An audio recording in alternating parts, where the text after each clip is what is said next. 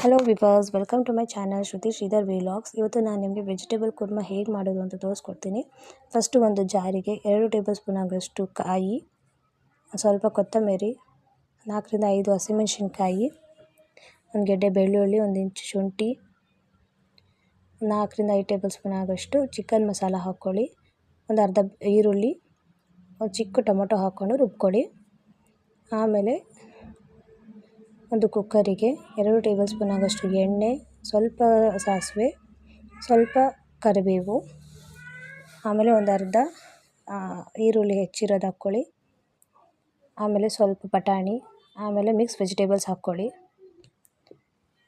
ಹಾಕ್ಕೊಂಡು ಬಾಡಿಸ್ಕೊಂಡು ಸ್ವಲ್ಪ ಉಪ್ಪು ಹಾಕಿ ರುಚಿಗೆ ತಕ್ಕಷ್ಟು ರುಬ್ಬಿರೋಂಥ ಮಸಾಲೆ ಹಾಕಿ, ಒಂದು ಗ್ಲಾಸ್ ನೀರು ಹಾಕಿ ಒಂದು ವಿಷಿಲ್ ಕೂಗಿಸ್ಕೊಳ್ಳಿ.